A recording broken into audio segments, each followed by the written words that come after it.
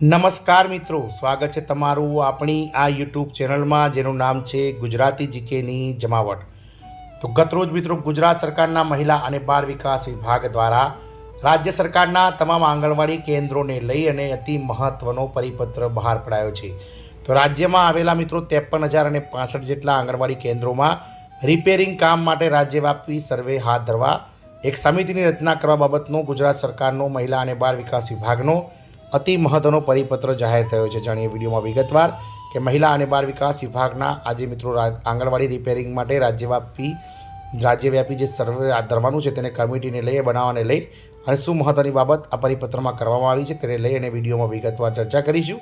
તો વિડીયોના અંત સુધી આપ બન્યા રહો। જો આપ અમારી ચેનલમાં પહેલીવાર વિડીયો જોતા હોય તો ચેનલને લાઇક શેર સબસ્ક્રાઇબ કરી બાજુમાં રહેલું બેલ આઇકોન દબાવી ઓલ નોટિફિકેશન ઓન કરી લો, જેથી કરીને અમારી ચેનલ પર મૂકવામાં આવતા આવા આંગણવાડી કેન્દ્રો, મહિલા અને બાળ વિકાસ વિભાગના પરિપત્રો અને આંગણવાડી પગાર વધારાના ન્યૂઝ તમને સરળતાથી ચેનલના માધ્યમથી ઉપલબ્ધ થઈ જાય।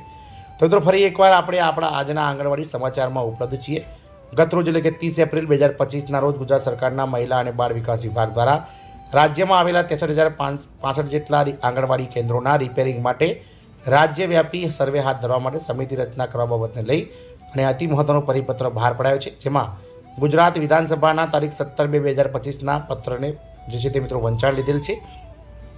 પ્રસ્તાવનાની વાત કરીએ તો વંચાણ લીધેલ પત્ર ક્રમાંક 1થી જાહેર હિસાબ સમિતિ દ્વારા રાજ્યમાં આંગણવાડીઓના રિપેરિંગ માટે રાજ્યવ્યાપી સમિતિ બનાવવા તથા 2 માસમાં રાજ્યવ્યાપી સર્વે હાથ ધરી સ્થિતિ અંગેનો અહેવાલ મોકલી આપવા સૂચન કરેલ છે।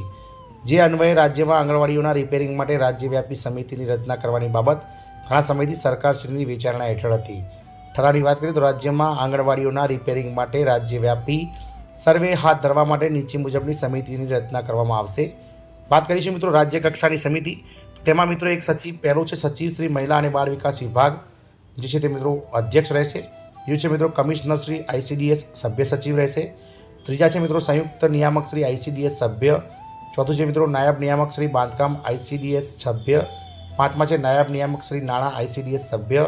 છઠ્ઠું છે મિત્રો બાળ વિકાસ યોજના અધિકારી શ્રી ICDS સભ્ય। સાતમા છે નાયબ કાર્યપાલ ઇજનેર શ્રી ICDS સભ્ય। આઠમું છે મિત્રો ખાસ સચિવ શ્રી માર્ગ અને મકાન વ્યવહાર વિષય નિષ્ણાત। નવમું છે ડેપ્યુટી કમિશનર શ્રી મનરેગા અથવા સુપ્રિન્ટેન્ડન્ટ એન્જિનિયરિંગ મનરેગા વિષય નિષ્ણાત। દસમા છે નાયબ સચિવ શ્રી પંચાયત વિભાગ વિષય નિષ્ણાત। 11મા છે general manager Gujarat urban development mission વિષય નિષ્ણાત અને 12મા છે વાસ્મોના પ્રતિનિધિ જો વિષય નિષ્ણાત। આમ મિત્રો રાજ્ય કક્ષાની સમિતિમાં આ 12 જે છે તે મિત્રો અધિકારીઓનો સમાવેશ કરવામાં આવશે।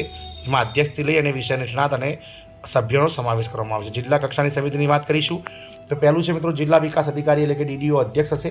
પ્રોગ્રામ અધિકારી ICDS સભ્ય સચિવ। જિલ્લા હિસાબી અધિકારી શ્રી સભ્ય। બાળ વિકાસ યોજના અધિકારી તમામ ICDS સભ્ય। પ્રોગ્રામ આસિસ્ટન્ટ બાંધકામ ICDS સભ્ય।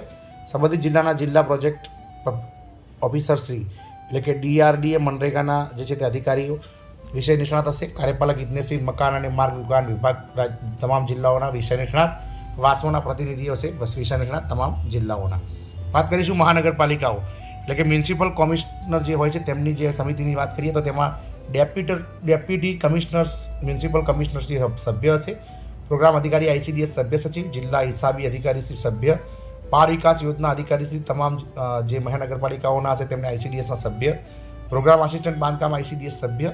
સંબંધિત કોર્પોરેશનના સિટી ઇજનેર શ્રી વિષય નિષ્ણાત। સંબંધિત કોર્પોરેશનના સિટી ઇજનેર શ્રી વિષય નિષ્ણાત। વાસ્મોના પ્રતિનિધિ વિષય નિષ્ણાત। આમ મહાનગરપાલિકા ખાતે પણ 8 સભ્યોની બનેલી આ સમિતિ રચવામાં આવશે।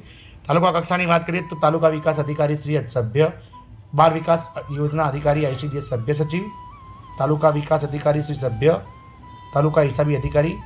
પ્રોગ્રામ આસિસ્ટન્ટ બાંધકામ ICDS સભ્ય। કાર્યપાલક ઇજનેર શ્રી માર્ગ મકાન વ્યવહાર વિભાગ નિષ્ણાત અને વાસ્મોના પ્રતિનિધિ નિષ્ણાત। આમ કુલ તાલુકા કક્ષાની 6 સભ્યોની બનેલી સમિતિ બનાવવામાં આવશે। સમિતિનું કાર્યની વાત કરીએ તો ઉક્ત સમિતિએ રાજ્યમાં આંગણવાડીઓના રિપેરિંગ માટે રાજ્યવ્યાપી સર્વે હાથ ધરી વિગતવાર અહેવાલ 2 માસમાં મોકલી આપવાનો રહેશે। આંગણવાડીઓનો જિલ્લાવાર સર્વે કરી બેઝિક આંતરમાળખાકીય સુવિધાઓને ઘટ હોય તથા રિપેરિંગની જરૂરિયાત હોય તે અલગથી તારવવાની રહેશે। સમિતિના અધ્યક્ષને યોગ્ય લાગે તે તમામ વિગતો અહેવાલમાં આવરી લેવાની રહેશે।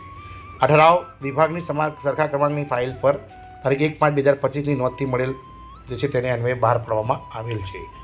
આમ મિત્રો જે છે તે મિત્રો તમામ રાજ્યમાં આવેલી 63,500 જે 65 જેટલી જે આંગણવાડી કેન્દ્રો છે તેમાં રિપેરિંગ કામને લઈ સમારકામને લઈ અને વિવિધ સમિતિઓ જેમાં રાજ્ય કક્ષા, જિલ્લા કક્ષા, તાલુકા કક્ષા, મહાનગરપાલિકા કક્ષાએ તમામ જે છે તે મિત્રો તેમાં સભ્યથી લઈ અને અધ્યક્ષની જે નિમણૂકો કરી અને મિત્રો 2 માસમાં અહેવાલ આપી અને આંતરમાળખાકીય સુવિધાઓનો અભાવ ધરાવતા આંગણવાડી કેન્દ્રોને ટૂંક સમયમાં અપગ્રેડ કરવાને લઈ અને સરકારે મિત્રો આ ઝુંબેશ હાથ ધરી છે. જય હિન્દ, અસ્તુ.